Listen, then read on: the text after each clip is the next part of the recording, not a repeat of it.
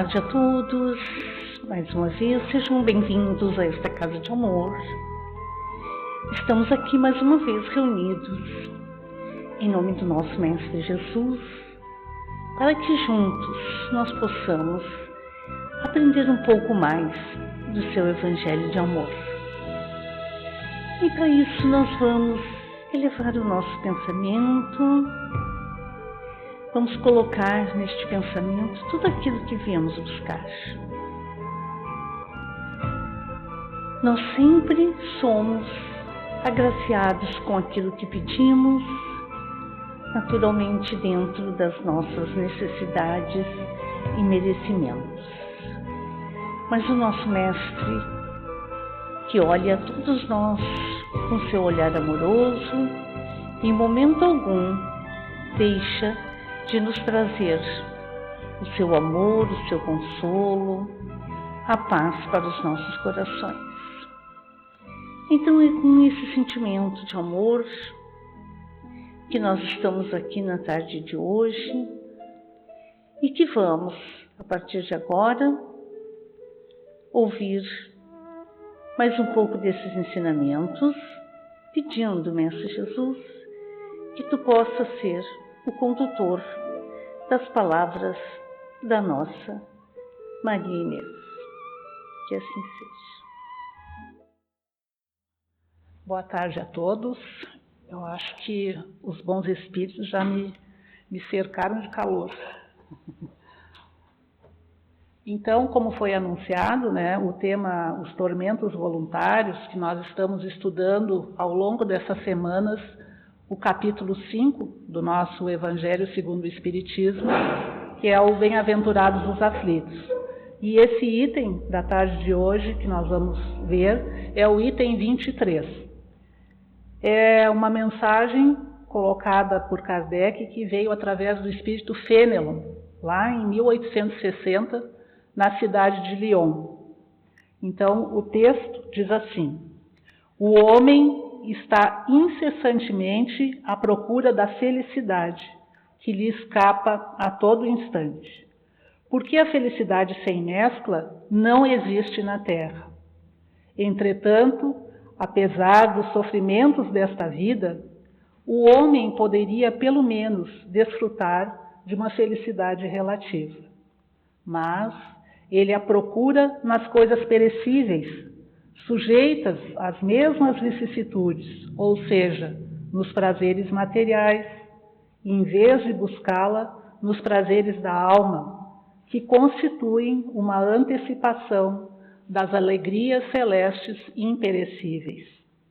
E ele ainda diz: em vez de buscar a paz do coração, a única felicidade verdadeira neste mundo, ele procura com avidez tudo o que pode agitá-lo e perturbá-lo.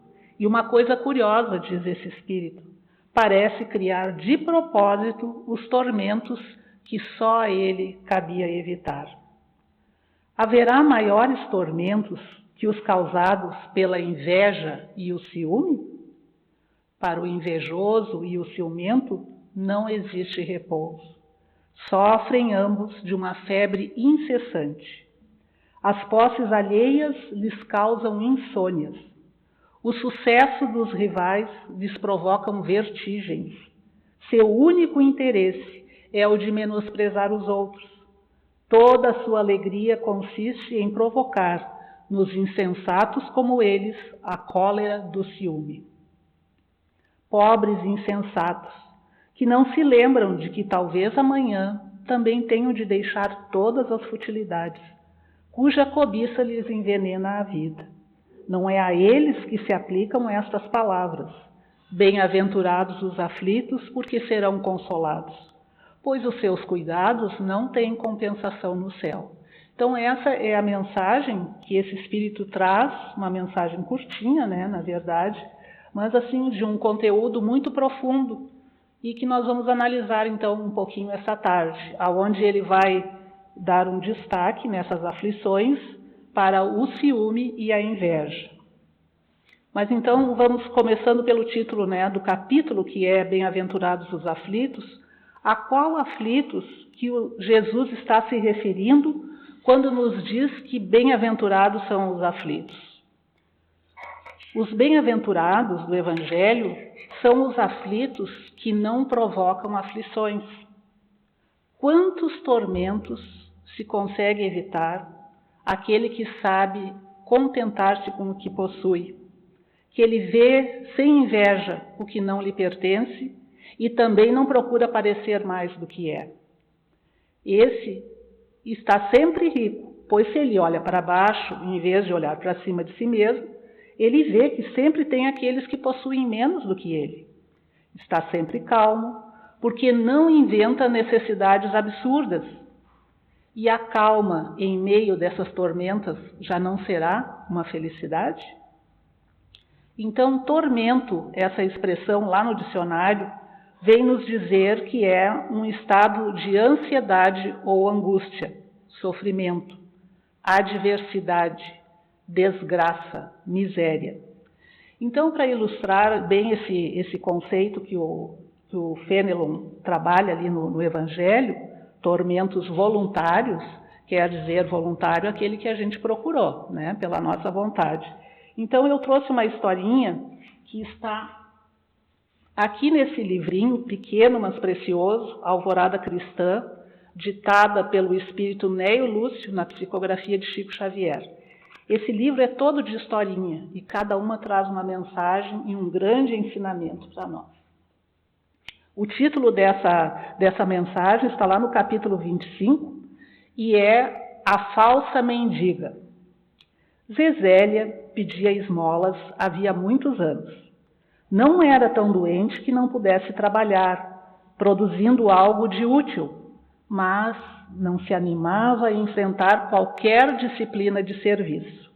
Esmola, pelo amor de Deus, clamava o dia inteiro, dirigindo-se aos transeuntes, sentada à porta de um imundo abrigo.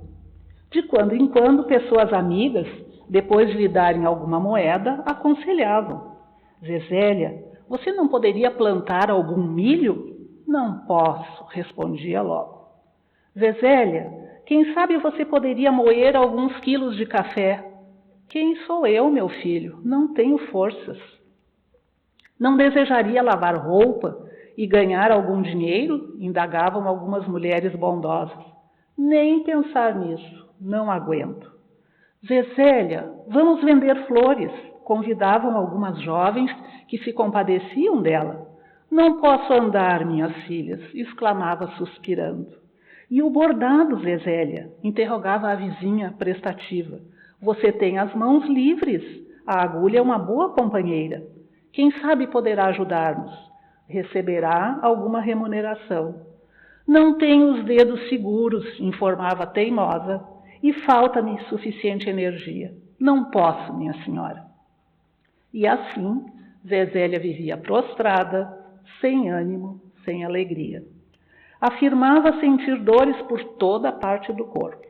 Dava notícias da tosse, da tonteira e do resfriado, com longas palavras que raras pessoas dispunham de tempo para ouvir. Além das lamentações contínuas, clamava que não bebia café por falta de açúcar, que não almoçara por não dispor de alimentação. Tanto pediu, tanto chorou e se queixou, Zesélia, em certa manhã, foi encontrada morta e a caridade pública enterrou-lhe o corpo com muita piedade. Todos os vizinhos e conhecidos julgaram que a alma de Zesélia fora diretamente para o céu. Entretanto, não foi assim. Ela acordou em meio de um campo muito escuro e muito frio. Achava-se sem ninguém e, muito aflita, começou a gritar pelo socorro de Deus. Depois de muito tempo, apareceu um anjo que lhe disse bondoso: Zesélia, que deseja você? Ah, observou muito vaidosa, já sou conhecida na casa celestial? Há muito tempo, informou o mensageiro compadecido. A velha começou a chorar e rogou em pranto: tenho sofrido muito, quero o amparo do alto. Mas ouça, esclareceu o emissário, o auxílio divino é para quem trabalha. Quem não planta, nada tem a colher.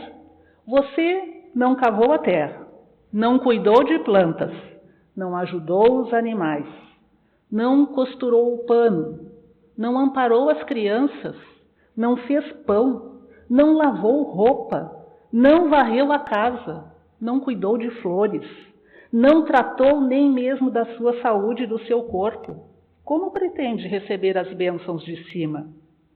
A infeliz observou então: eu nada podia fazer, eu era mendiga. O anjo, contudo, replicou: não, Zesélia, você não era mendiga, você foi simplesmente preguiçosa.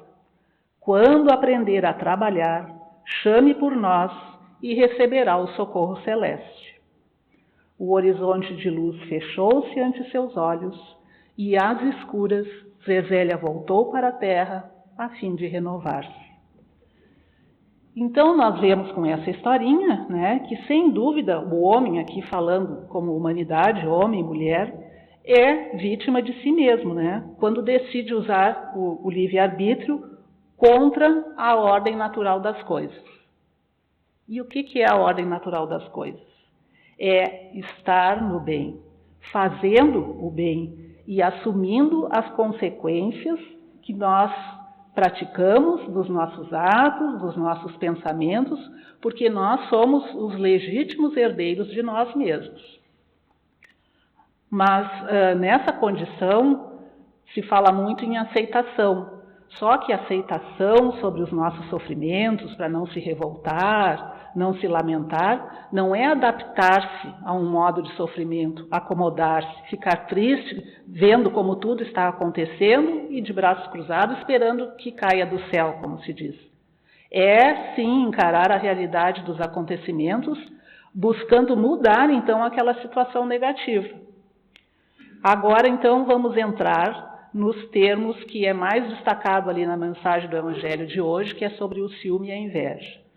Ciúme, começando por este, que o dicionário nos diz, que é um sentimento negativo, provocado por receio ou suspeita de que a pessoa amada dedique seu interesse e ou afeto a outrem.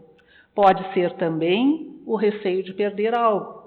Sentimento negativo, em que se mesclam ódio e desgosto, provocado pela situação, pela felicidade ou uma situação favorável de outra pessoa. E inveja. Vejam só. Joana de Ângeles, no livro O Ser Consciente, através da psicografia de Divaldo Franco, ela dedica um capítulo bem interessante sobre esse tema, o ciúme.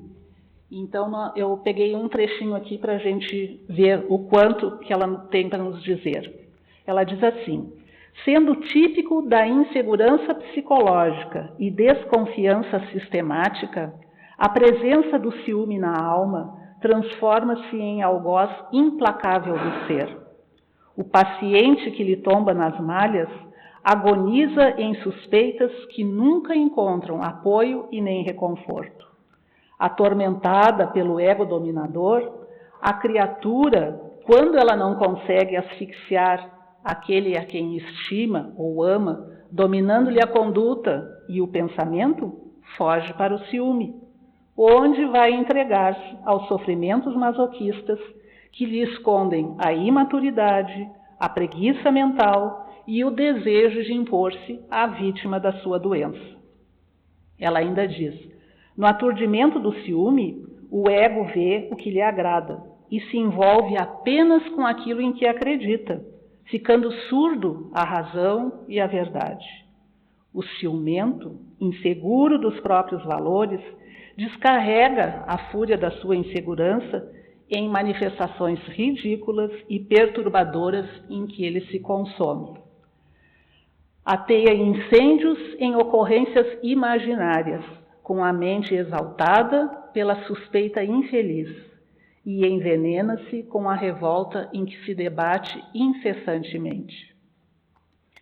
Porém, esse sentimento, ele precisa ser combatido em nós, através da conquista de valores positivos, que venham demonstrar ao próprio indivíduo as suas possibilidades de ser feliz, porque todos nós as temos, todos nós a recebemos. Também Divaldo Franco faz uma palestra onde ele tece alguns comentários sobre o ciúme, onde ele também reforça que o ciúme é um sentimento perturbador que aflige a maioria das criaturas. Trata-se de uma emoção que se deriva do medo de perder-se a pessoa amada ou os objetos, posições e relacionamentos conseguidos ao longo da existência. Ele ainda diz que é muito variável o seu grau de manifestação, apresentando-se de maneira sutil e simples, até os casos mais graves de transtorno psicológico e mesmo mental, quando então se transforma numa fixação patológica. Mesmo nas suas expressões mais simples, tem tendência de tornar-se destruidor pela ausência de confiança e pelos tormentos que produz no homem, inspirando-lhe muitas vezes crimes tenebrosos a fim de livrar-se da situação. E isso, nós estamos já bem acostumados a assistir em notícias, na mídia, o quanto ocorrem esses desatinos em nome desse sentimento tão perturbador que, em alguma medida, de repente, se nós analisarmos, cada um de nós temos. Então, agora partindo para a inveja, que é o outro termo que o Espírito Fenelon coloca lá no Evangelho. O dicionário diz que é um sentimento de ódio, desgosto ou pesar, que é provocado pelo bem-estar ou pela prosperidade ou felicidade de outrem. Desejo muito forte de possuir ou desfrutar de algum bem possuído ou desfrutado por outra pessoa. Avidez, cobiça, cupidez. Então, considerando que a inveja é um sentimento que nos faz desejar o que é do próximo, nós vamos então entender que o sentimento de orgulho, aquele que nos faz acreditar que nós somos melhores do que os outros, assim como o egoísmo, que também nos faz acreditar que tudo deve ser dado apenas para mim, nós vamos ver que esses dois são os pais morais da inveja. O egoísmo e o orgulho, eles nos fazem crer que nós somos melhores do que somos e, portanto, que nós merecemos aquilo que o outro tem e que nós não temos. Esse sentimento é baseado assim numa ilusão. Se nós considerarmos que cada um chegará à sua vez de receber aquilo que lhe é devido, se nós fizermos a nossa parte. Agora, desejar ser feliz é natural do ser humano. Nós buscamos sempre essa felicidade. E se para atingir essa felicidade, o ser humano busca a raízes dos seus males para que ele atinja essa felicidade, a fim de remediar todas essas mazelas que nós trazemos, procurando então compreender que no egoísmo reside uma das causas desse tormento, que gera, o que o egoísmo gera? O orgulho, a ambição, a inveja, o ódio, o ciúme, e que a cada momento a pessoa se magoa, perturba as suas relações sociais, vai aniquilando a confiança, e faz com que essa pessoa, de repente, ela se afasta e se mantenha sempre na prevenção contra o seu próximo, na defensiva. Enfim, e muitas vezes faz daquele amigo um inimigo. Então, se a pessoa se dedica a analisar tudo isso em si, não no outro, ele vai então compreender que o egoísmo é incompatível com a felicidade. Desse modo, não podemos ser felizes. E quanto mais haja sofrido pelo efeito desse vício, mais nós deveremos sentir a necessidade de combatê-lo. Na questão 926 do Livro dos Espíritos, Kardec pergunta: criando novas necessidades, a civilização não constitui uma fonte de novas aflições? Os males, aí os espíritos respondem, os males deste mundo estão na razão das necessidades artificiais que vós criais. A muitos desenganos se poupa nesta vida aquele que sabe restringir seus desejos e olha sem inveja para o que esteja acima de si.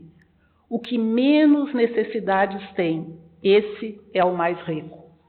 Invejais os gozos dos que vos parecem os felizes do mundo? Sabeis, porventura, o que lhes está reservado? Se o justo é infeliz, é uma prova que lhe será tida em conta se suportar com coragem. Lembrai-vos destas palavras de Jesus.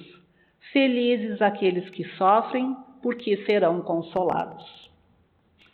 Agora, eu quero também trazer para vocês, eu vou ter que pular, porque eu tinha mais outras questões do Livro dos Espíritos, porque o assunto é instigante, mas o relógio não espera.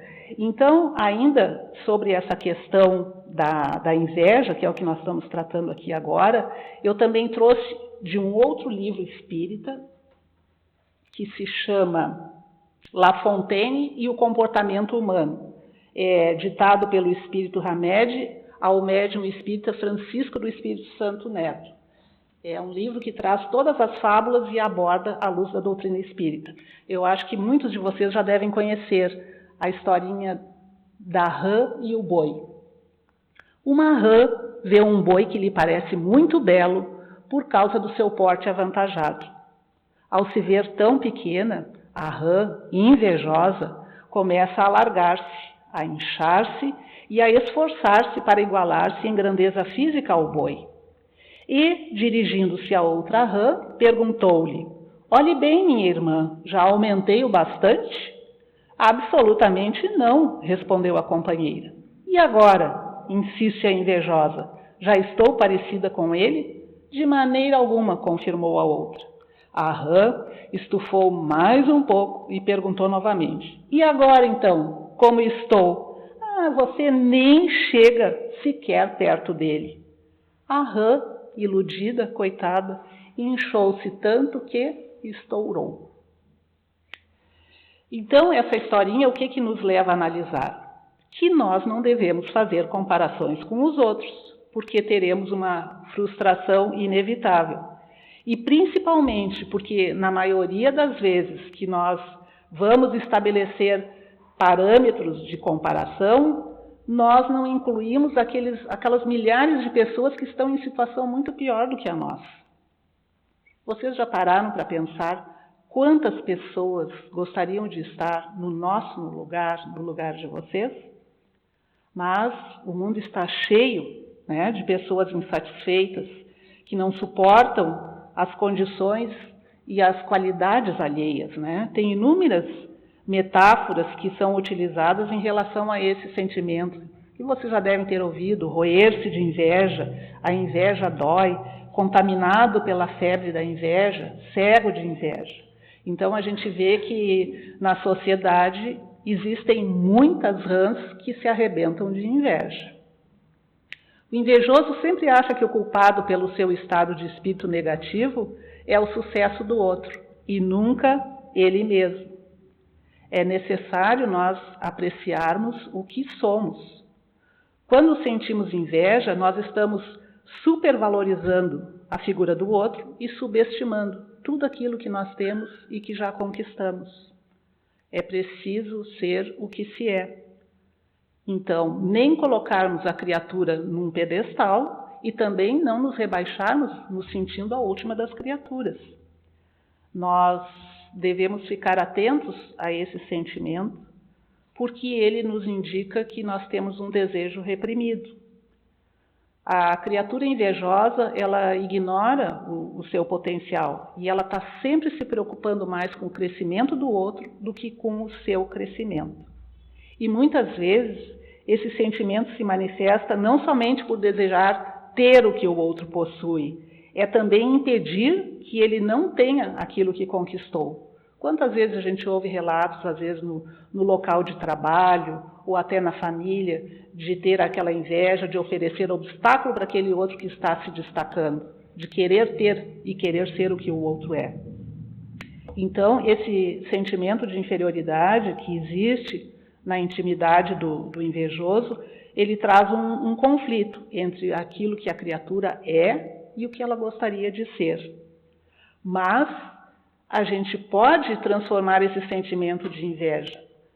A gente admira uma pessoa, por exemplo, eu admiro a Rosa, que é uma ótima contadora de histórias.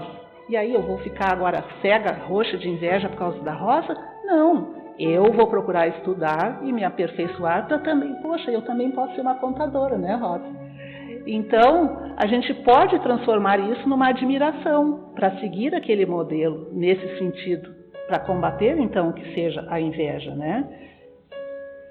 Joana de Ângeles ainda também nos recomenda que a terapia para a inveja consiste inicialmente na cuidadosa reflexão do eu profundo, avaliando os recursos disponíveis e considerando que a nossa realidade é única, é individual, não podendo ser medida e comparada com outras em razão do processo de evolução de cada um. Nós estamos todos neste mesmo planeta, passando pelas expiações, pelas provas, mas cada um de nós é uma individualidade.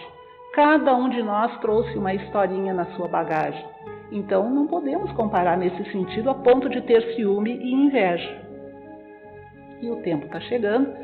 Então, a minha última mensagem, meus irmãos, para vocês é nesse sentido, que se nós já identificamos nessa nossa estrada que nós estamos trilhando qualquer indício de que nós estamos nos afastando de Deus, das suas leis, que nós façamos um esforço e procuremos retornar o quanto antes. Porque quanto mais longe nós formos no erro, procurando fugir, não encarar a realidade, não fazer essa nossa mudança naquilo que a gente vê que não está certo, maior será o tempo de recuperação, maior será o nosso sofrimento. E, se estamos em dúvida quanto ao nosso procedimento, busquemos em Jesus, que é o único roteiro que vai nos levar a Deus, né? Ele é o nosso mestre. Na certeza de que nós podemos viver melhor e sem tormentos voluntários. Emmanuel ainda nos diz que das sementes felizes ou infelizes que a criatura estiver lançando ao campo da vida, dessas mesmas sementes nascerá o fruto doce ou amargo que ela própria colherá. Então, para encerrar, eu digo que nós devemos seguir em frente, né? Com esforço, com uma dedicação total, para colocar essas nossas forças que nós recebemos, essas forças da alma, a serviço do bem, porque os espíritos amigos, com certeza, eles sustentarão os nossos passos. Então, fiquemos em paz. Muito obrigada pela paciência. Que Jesus nos abençoe.